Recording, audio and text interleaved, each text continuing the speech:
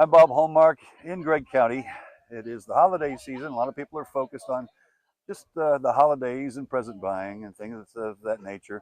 However, there's something very important going on today, an annual event that is held precisely at the same moment all across the country, Wreaths Across America. And I'm here at Shiloh Cemetery today. That's where we are going to have this actual observance of Wreaths Across America. And joining me now is organizer Debra Christian.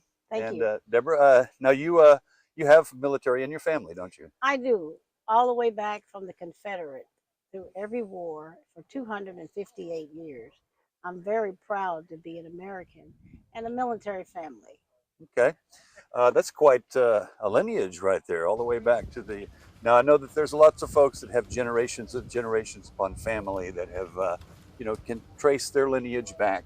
Uh, but more importantly, what we're doing today is very important, which you organized, which is the laying of the wreaths across America. Why do we do this? To honor and remember and to teach our future veterans and family members that there was a sacrifice, and that sacrifice should not be forgotten. And what we're doing here today, as we honor the 30 veterans that are here in the Shiloh Cemetery, we will call their name and thank them for their service.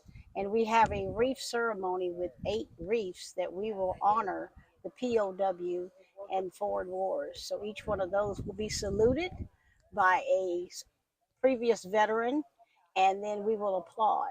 It may not seem like a lot, but to us it means something that nobody ever forgets who sacrificed. That's a very important thing to remember here.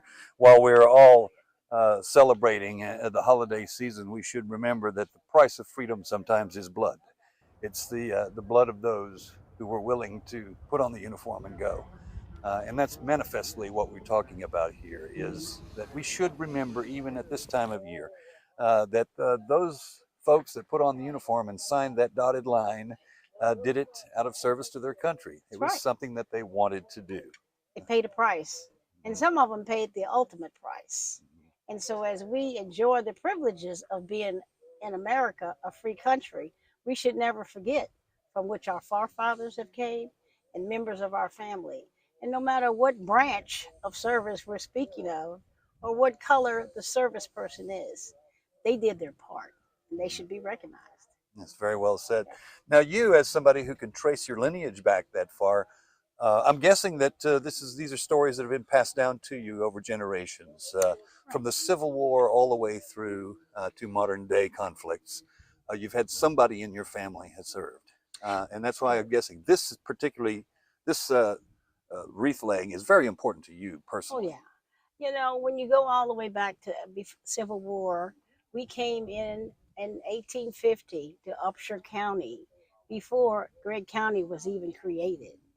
And in that, our slave master, Gideon Christian, joined the Civil War. And when he came back, he deeded his slave, Butcher Christian, my great great grandfather, 665 acres of land, which today is still prevalent. And it became the East Texas oil field. And so we have markers facing the church that tells the story, and also tells the story about the Rosenwald Black School. And so we've been here for 258 years, and now we still have a church that is still standing, and services are there. We have a gymnasium, and then we have our cemetery. And in the future, they have sent a person from the Texas Veterans Commission to help us to donate 100 acres on Interstate 20 to do an East Texas military cemetery in the future. So that is our next gift back to Texas and the world. For those who have not seen one of these happen before, it's a very solemn ceremony, calling to remembrance those who do not have voices today to speak, those who have passed on, but your job here is to make sure that they will never be forgotten.